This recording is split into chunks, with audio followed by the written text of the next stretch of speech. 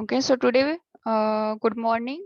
We are going to discuss about the example of the eukaryotic organism, microorganism, that is the algae.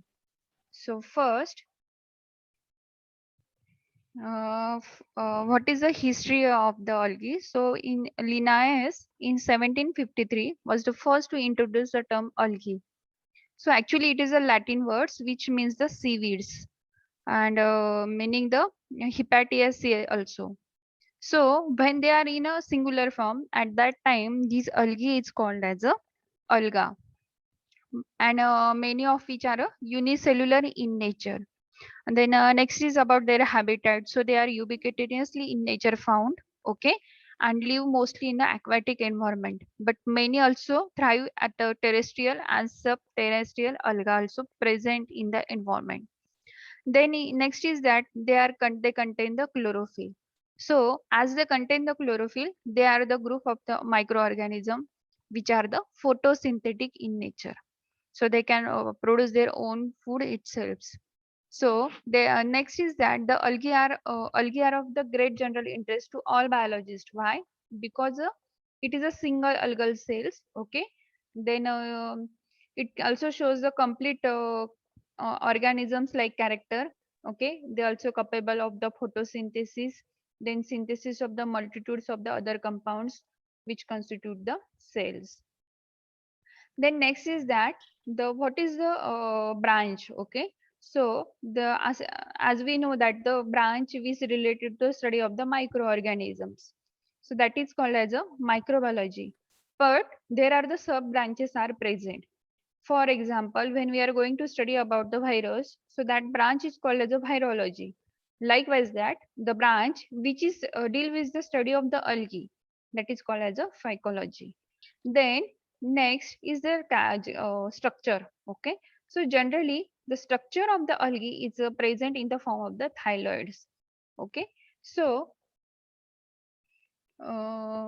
in next slide, we discuss about this thylakoid in details. So first, what is the occurrence?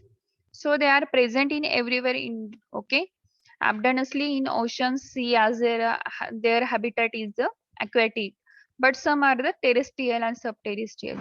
So terrestrial and some terrestrial algae are mostly present in the soil of dam. Okay, then rock, stone, bark of the tree, and other some are present on other animals and the plant surface also. So the group of the algae, okay, uh, mostly present in the water. Okay, so they are the what is their character? So they are the free floating microscopic life. Okay, they are also called as a plankton. So phytoplankton is a made of the plants, that is the algal form, whereas the zooplankton is composed of the animal organism. Why? Because some are the motile algae are present in the environment. So because of them, they are called as the zooplankton. Some species of algae grow on the snow and ice of polar region and mountain peaks also.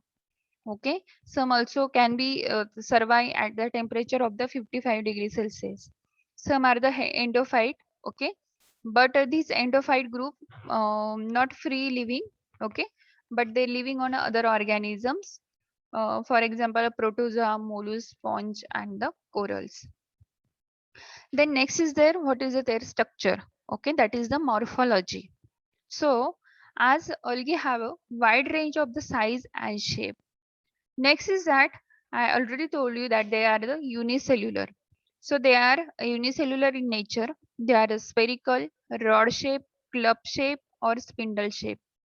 Many are the multicellular and have a understandable form, shape, and various complexity. Then next important, they are the eukaryotic organism. Then the nature of their cell wall. So the cell wall of the algae is the rigid and thin. Then cell wall of the diatoms contain the silica. Okay, and because of them, because of presence of this silica, the cell wall of the diatoms is thick and rigid. Reminder, remain. It is very important for the MCQs.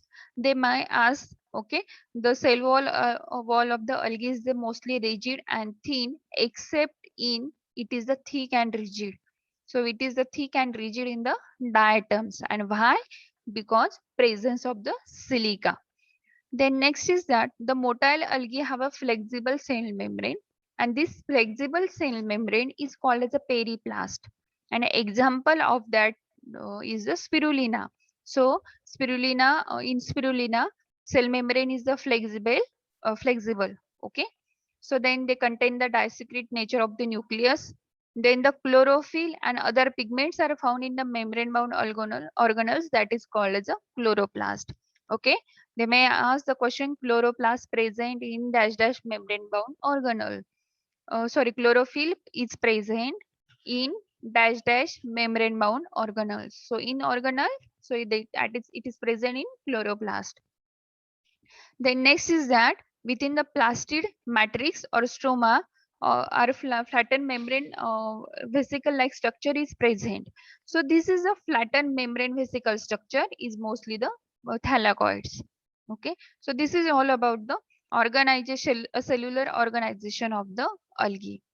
So next is that the whole body of the this algae, okay, that is called as a thallus. Okay, so this thallus is present in a wide variety, and it ranges from the unicellular to complex multicellular organization and ranges from the 1 micron to several meters in size.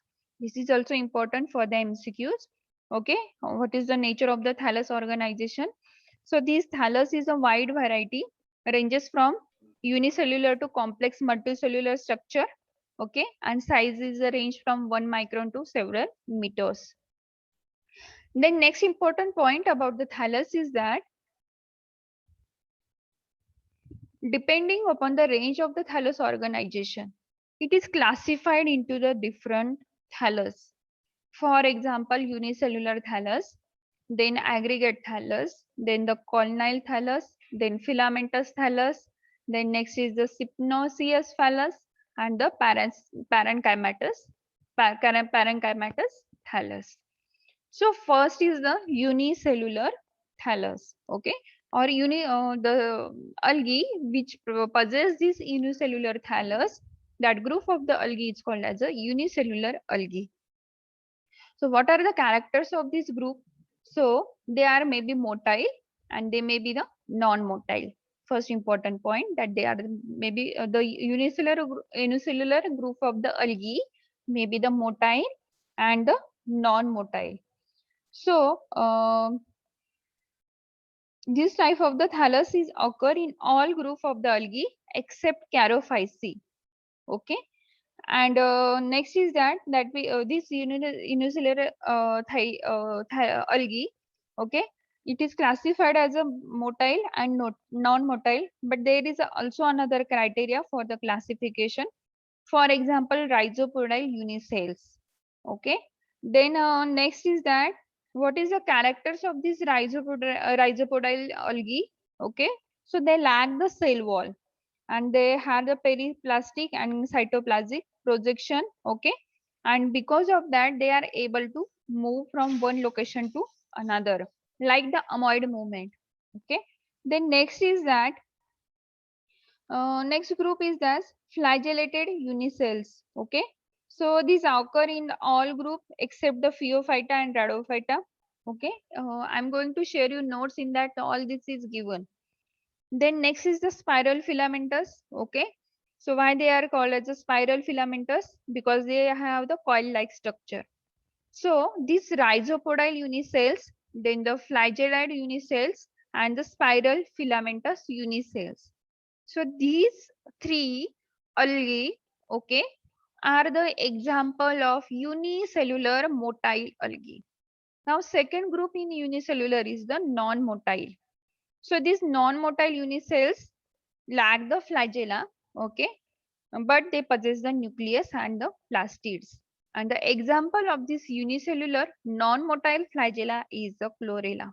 All these are examples. Again, I told you that very important for the MCQs. Then second group is the uh, Palmode and the dendroid algae. So this is also one of the group of the algae. Okay, So next is that colonyl algae.